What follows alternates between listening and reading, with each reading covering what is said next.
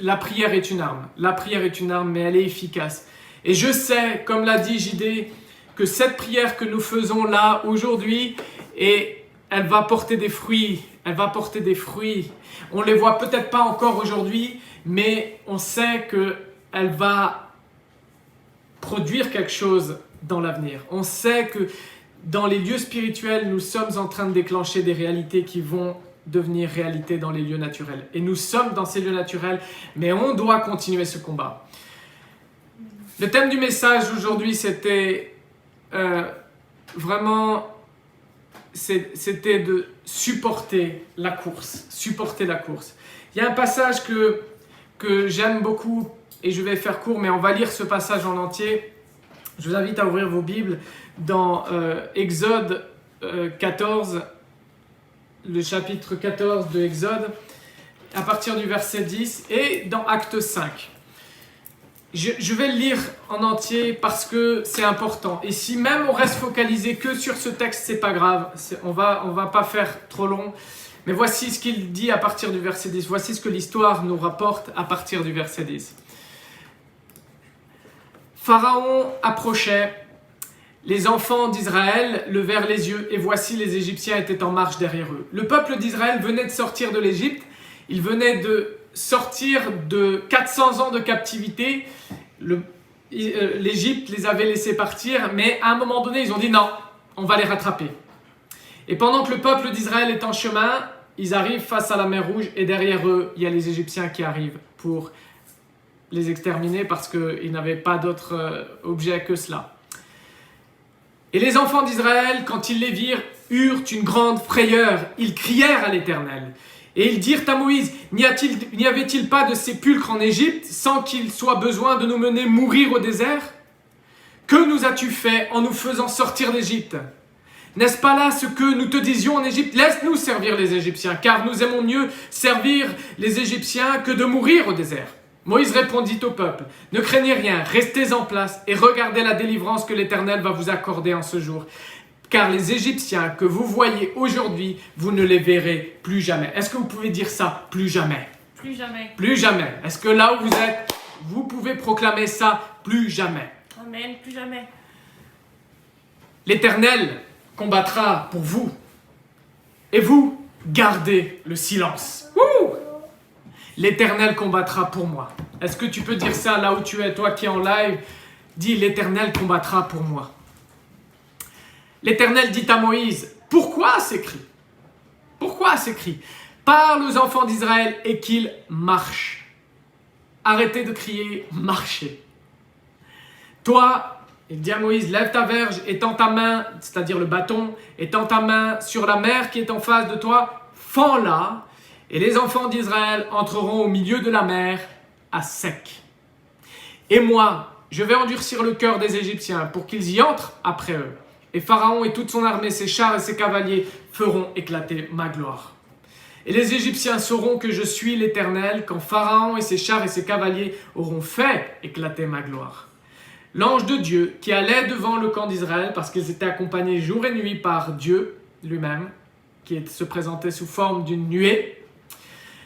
Cet ange-là, la Bible nous dit, qui était devant le camp d'Israël, partit et alla derrière eux. Et la colonne de nuée qui les précédait partit et se tint justement derrière eux avec cet ange.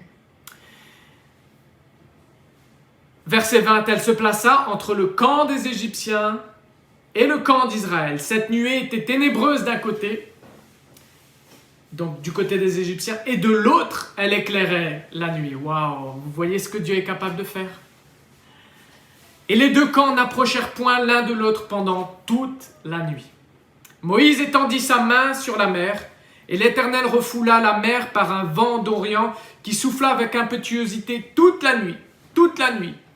Et ça, c'est un détail qui m'a choqué, j'avais oublié ce détail, mais toute la nuit, le vent a soufflé pour mettre la mer à sec.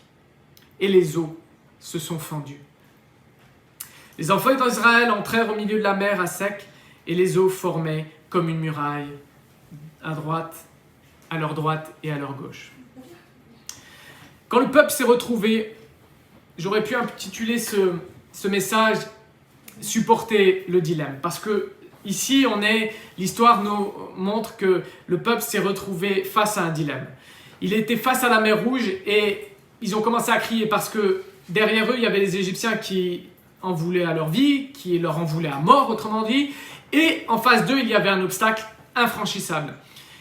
Et ça, c'est ce qu'on appelle un dilemme. Un dilemme, c'est quand il y a un choix à faire, mais aucune des solutions en face de nous n'est bonne. Dans le choix à faire, on peut choisir entre les Égyptiens et se noyer dans la mer. Aucune solution n'est bonne. Et devant toi, derrière toi, à ta droite, à ta gauche, il n'y a rien qui se présente comme une solution. Et devant eux, il y a cet obstacle infranchissable de la mer Rouge. Et derrière eux, il y a cette oppression mortelle des Égyptiens. Mais notons une chose, c'est que c'est Dieu qui a amené ce peuple dans ce dilemme. C'est Dieu qui a amené ce peuple dans justement cet endroit de choix où il n'y a pas de bonne solution. Et quand Dieu t'amène dans un dilemme, sache une chose, c'est pour apprendre quelque chose. Quand Dieu nous amène dans un dilemme, c'est pour apprendre quelque chose. Quand il n'y a pas de bonne solution, qu'il y a une solution pire et une moins pire, une solution mauvaise et une moins mauvaise, mais que les deux solutions sont mauvaises, et que Dieu t'a emmené à ce niveau-là, sache une chose, c'est que Dieu veut nous apprendre quelque chose. Dieu veut t'apprendre quelque chose. Il y a des dilemmes que Dieu crée, vraiment. Il y a des dilemmes que Dieu va permettre dans nos vies.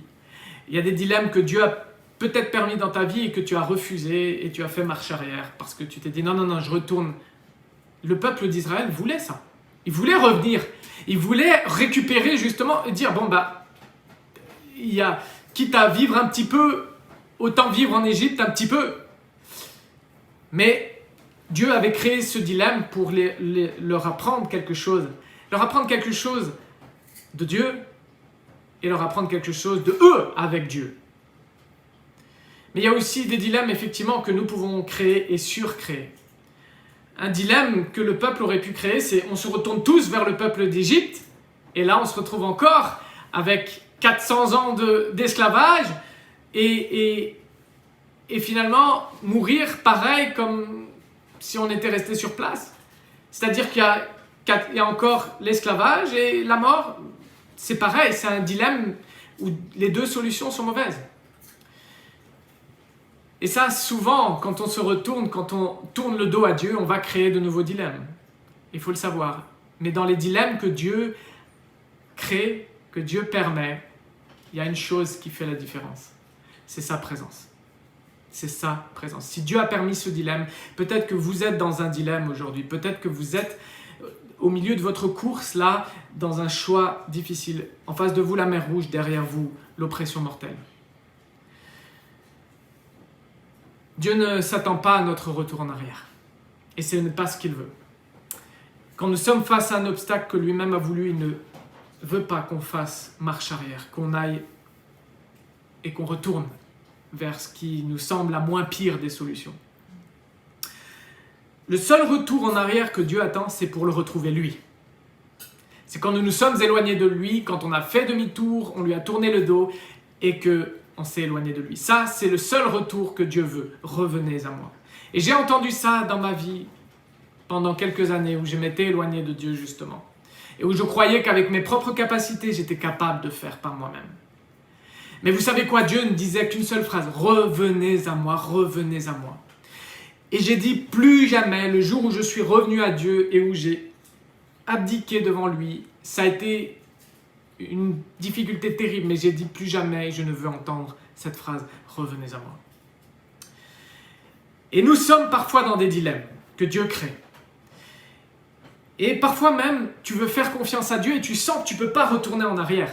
Tu te dis, mais pourquoi ça bloque? J'ai plus d'options, j'ai plus rien, je suis bloqué, j'ai l'impression qu'on ne peut pas revenir en arrière. Regarde bien l'histoire ici.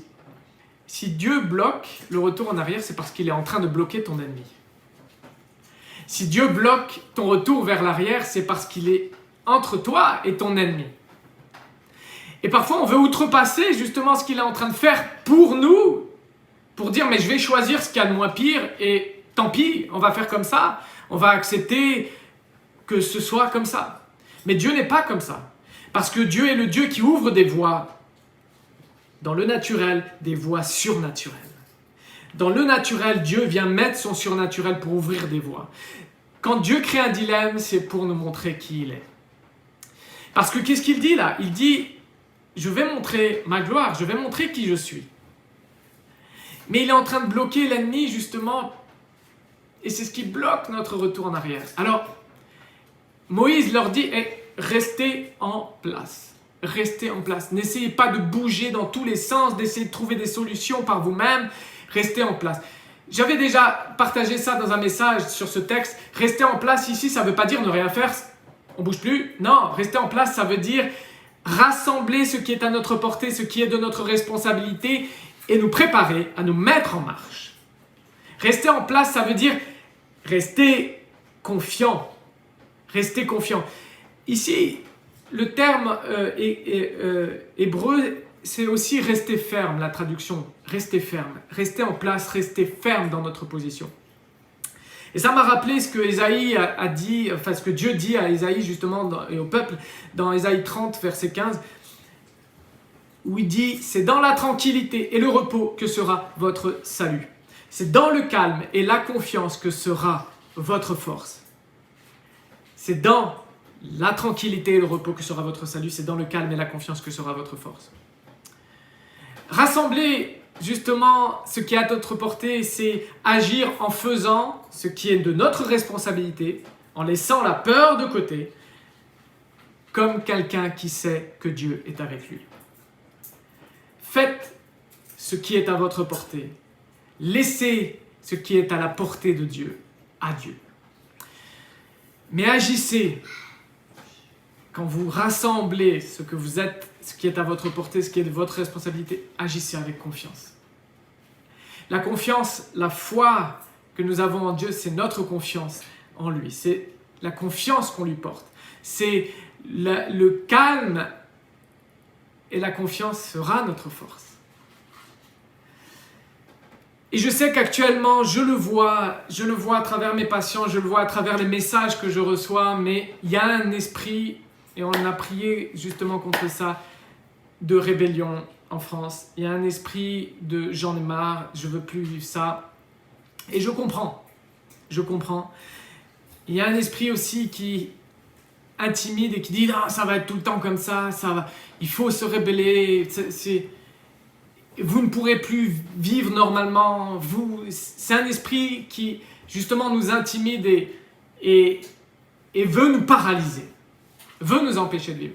Mais j'aimerais vous dire ce soir que Dieu est aux commandes. Peu importe ce qui arrive, Dieu est aux commandes. Nous sommes peut-être dans un dilemme. En face de nous, il n'y a qu'une mauvaise solution et derrière nous, il n'y a qu'une mauvaise solution. Mais sachez une chose, c'est que Dieu est capable d'ouvrir une voie. Il est capable d'ouvrir une voie surnaturelle. Et nous devons nous rappeler cela. Et le témoignage de JD, justement, nous a rappelé ça. C'est que dans les moments les plus durs, il y a une voie surnaturelle que Dieu est capable d'ouvrir. Mais je me suis dit, Seigneur, qu'est-ce qui fait que tu leur as dit de se taire, de rester en silence? Qu'est-ce qui fait que tu leur as demandé justement de se taire? C'est parce que dans ce tumulte qui est autour du peuple d'Israël, ce bruit de guerre où les Égyptiens faisaient du bruit, le peuple faisait du bruit de peur, les Égyptiens faisaient un bruit de guerre. Dans ce temps-là, Dieu veut parler. Dieu veut parler. Mais il y a une chose qui me surprend dans la manière de Dieu de parler. C'est que à tous les prophètes, il a montré que Dieu murmure. Dieu murmure. Dieu vient et il murmure. Il ne va pas faire comme le monde fait, comme nous pouvons faire, il va murmurer. Et il y a de multiples exemples. Il y a Élie, il y a Ézéchiel qui a entendu le murmure de Dieu. Et en fait, souvent on se dit, mais Seigneur, je veux entendre ta voix. Mais cette voix, elle est parasitée par tout ce qu'on entend autour de nous. Et actuellement, je vois que c'est ce bruit-là qui est en train de naître. Ce bruit-là que nous entendons. Ce bruit-là que nous voyons. Mais je me suis dit, ok, Seigneur, tu veux parler et tu veux parler pourquoi? Je crois que Dieu veut parler à chacun de nous. Je le sais et c'est biblique. Dieu ne parle pas seulement au pasteur, à pasteur Siméon. Non, il parle à chacun d'entre nous. Mais dans le tumulte, dans le bruit environnant, sachez une chose, n'oubliez pas, sa voix sera un murmure. Sa voix sera un murmure. Et là, j'ai demandé à Dieu, mais Seigneur, pourquoi tu murmurerais? Pourquoi tu crierais pas? Pourquoi, justement, tu ne ferais pas résonner ta voix et puis ça annule tout le reste? Et j'ai compris une chose, c'est que il y a une chanson que j'aime bien qui s'appelle en anglais « Closer », ça veut dire « plus près »,« près »,« proche ». Et elle débute en disant, où justement il parle du murmure de Dieu et il dit, où Dieu dit « si je murmure, c'est parce que je suis proche ». Et j'ai demandé à Dieu et j'ai dit « mais Seigneur, ok, si tu murmures dans ce tumulte, c'est parce que tu es proche ». Et Dieu m'a dit « mais Siméon, si je murmure aussi, c'est parce que vous êtes proche. C'est parce que vous êtes proche. » La difficulté dans ce temps-là que nous sommes en train de vivre, c'est de rester proche. Dans la confusion qui naît justement de ce bruit de rébellion, de ce bruit d'intimidation, et qui viennent de tous les côtés, de tous les côtés qui s'expriment, on entend ces bruits. Ça crée une confusion. On ne sait plus de quel côté. On navigue d'un côté. Mais Dieu dit, restez tranquille, restez en silence. Je vais combattre pour vous. Et j'aimerais qu'on prenne, pour terminer, un exemple dans Acte 5. L'apôtre Pierre et tous les autres apôtres étaient en train de parler de Jésus-Christ au temple. Et à cause de ça, ils sont emmenés en prison. Ils sont jetés en prison à cause de ça. Mais une chose qu'ils n'ont pas faite, c'était de lutter avec les armes humaines. Pourtant, on a dedans un apôtre Pierre qui a utilisé une épée pour essayer de trancher la tête de quelqu'un au moment où Jésus allait être emmené. On a des gens forts de caractère là, parmi les apôtres. Mais à cause du nom de Jésus, ils sont emmenés en prison. Ok. Mais pendant la nuit, l'ange envoyé par Dieu vient surnaturellement ouvrir une voie. Ils étaient dans un dilemme. Ils étaient en prison, pas de voie de sortie. Tu regardes devant, tu as les gardes, derrière toi, tu as un mur. Qu'est-ce que tu fais? Comment tu fais? Est-ce que tu cries « Justice, justice » Non, ils sont restés tranquilles. Et Dieu a envoyé son ange pour ouvrir une voie surnaturelle. Il les sort de prison, surnaturellement, et leur dit « Retournez au temple. Allez parler dans le temple de ce Jésus. » Il reste tranquille dans la prison. Et ça m'interpelle. Tous les épisodes de prison qu'on voit des apôtres, l'apôtre Paul, l'apôtre Pierre, les apôtres ici qui étaient plusieurs, à chaque fois, ils restent tranquilles. Et Dieu permet une libération surnaturelle. Mais c'est comme pour le peuple d'Israël. Dieu veut manifester qui il est. Il veut ouvrir un passage dans l'impossible. Il veut ouvrir un passage dans l'obstacle. Et pourquoi il veut faire ça? Simplement parce qu'il veut que nous accomplissions la mission pour laquelle nous sommes appelés, la mission qui va lui rendre gloire. Le lendemain de leur libération surnaturelle, ils se retrouvent au temple et continuent à prêcher, à parler de Jésus. Et c'est là la fameuse réponse qu'on connaît bien, peut-être que vous l'avez déjà entendue. On l'attribue à l'apôtre Pierre, mais en fait, c'est l'apôtre Pierre plus tous les apôtres qui disent, au verset 29 de Acte 5, « Nous devons obéir à Dieu plutôt qu'aux hommes. » Quand la justice des hommes s'oppose à celle de Dieu, nous devons être prêts à tenir fermement notre position. Mais Dieu ouvrira toujours une voie surnaturelle si cela nous coûte. Il faut garder cette confiance en Dieu. Dans ce dilemme qui peut-être dans le maintien de notre position va arriver, Dieu va ouvrir une voie surnaturelle. On doit le garder, ça. Et vous qui peut-être ne connaissez pas Jésus-Christ, vous êtes peut-être face à un dilemme. Mais aujourd'hui, vous pouvez appeler ce Dieu justement qui est capable d'ouvrir une voie surnaturelle, qui est capable de réaliser ce que nous sommes incapables de réaliser. Alors, tenons-nous en place dans sa présence. Et sachons que les principes de Dieu sont toujours les meilleurs, qui seront toujours pour le bien et la vie de notre prochain et de nous-mêmes. quelle est la position de celui qui croit en Jésus-Christ? Quelle est la position de celui qu'on appelle le disciple de Jésus-Christ qui fait ce que Jésus-Christ a dit?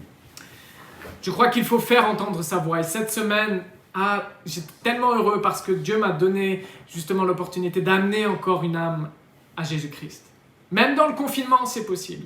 Et j'ai reçu un témoignage tout à l'heure d'une sœur qui est là avec nous, Rachel justement, qui Dieu donne des nouvelles possibilités dans ce temps de confinement, d'aller voir les gens.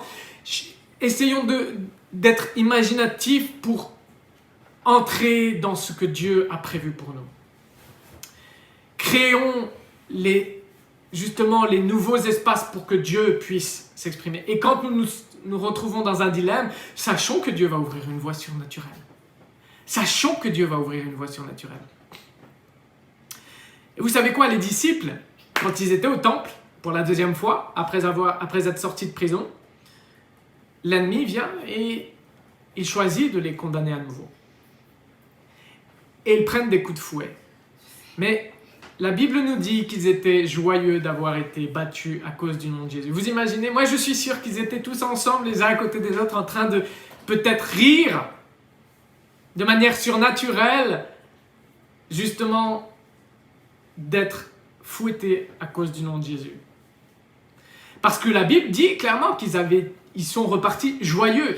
Vous imaginez la réponse de ces hommes face à ce que les religieux, face à ce que la loi est en train de leur imposer. Ils n'étaient pas en train d'essayer de réagir. Ils étaient en train d'agir avec les principes de Dieu.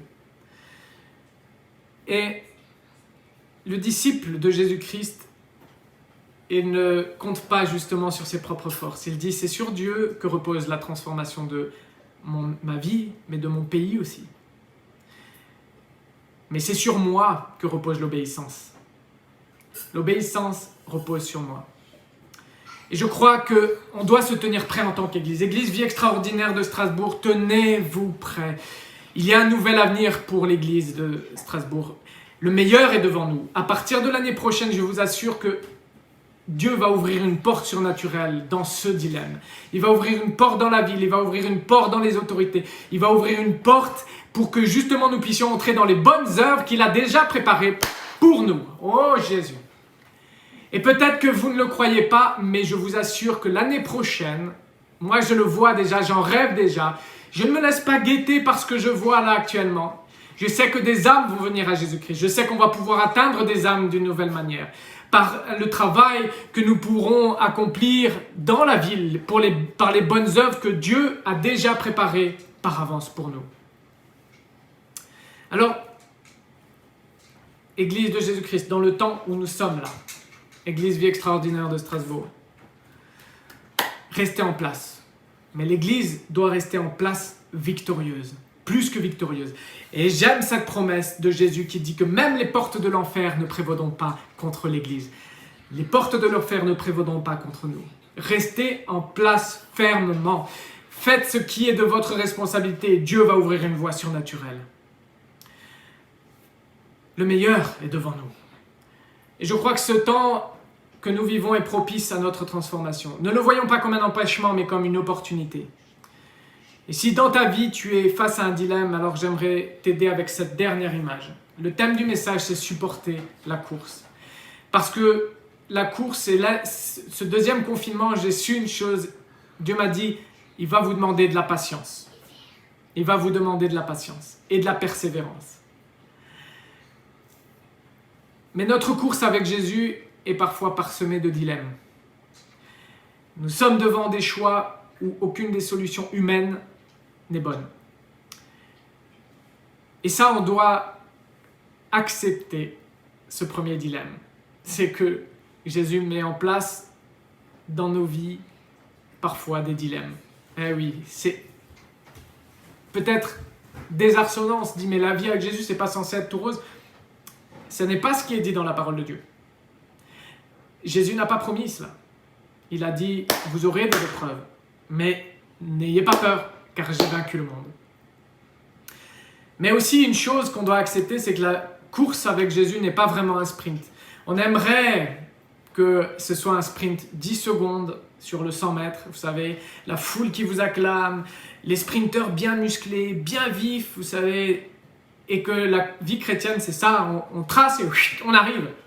Non, la vie chrétienne, ça s'apparente plus à un marathon, où vous démarrez, vous avez une foule qui vous acclame, vous arrivez, et il y a peut-être une foule qui vous acclame, mais entre tout cela, il n'y a rien d'autre que vous qui courez. Et la vie chrétienne, elle s'apparente à ça. Mais dans ce temps, justement, des 42 km de ce marathon, il y a une voix qui va s'exprimer. Et cette voix-là, elle va parler à nos cœurs. Cette voix-là, c'est la voix du murmure de Dieu. C'est la voix qui va dire, écoute, je suis là avec toi, j'ouvre une voie, continue, un pas après l'autre. La course est peut-être longue, la course est peut-être difficile, mais je ne t'ai jamais appelé à faire un 100 mètres. Je ne t'ai jamais dit que tu allais finir cette course en 10 secondes. Je ne t'ai jamais dit que tu allais avoir la foule qui t'acclamerait, t'encouragerait pour te dire va au bout. Mais Dieu a dit, j'ai dit que je serai toujours à tes côtés. Toujours à tes côtés. Alors j'aimerais vous encourager que tout au long de cette course que nous sommes en train de vivre, nous cherchions le murmure de Dieu. Justement, si on entend la voix de Dieu murmurer, c'est parce que nous sommes proches. Et cette semaine, j'ai dû bloquer tout ça à un moment donné, arrêter. Je me suis levé hyper tôt parce qu'il y a le bruit aussi de mes enfants. Non pas qu'ils sont un mauvais bruit, mais je dois, et je vous invite à ça aussi. Si vous voulez entendre le murmure de Dieu, il faut aller vers lui. Il faut aller vers lui. Il faut générer l'occasion. Il faut vraiment générer l'ambiance, la disposition de nos cœurs, mais aussi toute l'ambiance autour pour entendre ce murmure. Mais dans le tumulte qui est actuel, on doit se taire. On doit être en silence et attendre la voie que Dieu va ouvrir. Et je sais qu'il va ouvrir une voie surnaturelle. L'Église est en place. Église Vie Extraordinaire de Strasbourg, restons en place. Restons fidèles à Dieu, restons soudés les uns aux autres et préparons-nous pour la suite. Préparons-nous. J'aimerais que ce soit un appel d'une préparation pour la suite. Il y a une suite. Dieu n'a pas dit son dernier mot. L'Église est vivante. L'Église doit se positionner pour la suite. L'Église est en place. Restons en place. Restons actifs dans ce que Dieu nous donne en responsabilité et laissons Dieu combattre pour nous. Laissons Dieu combattre pour nous.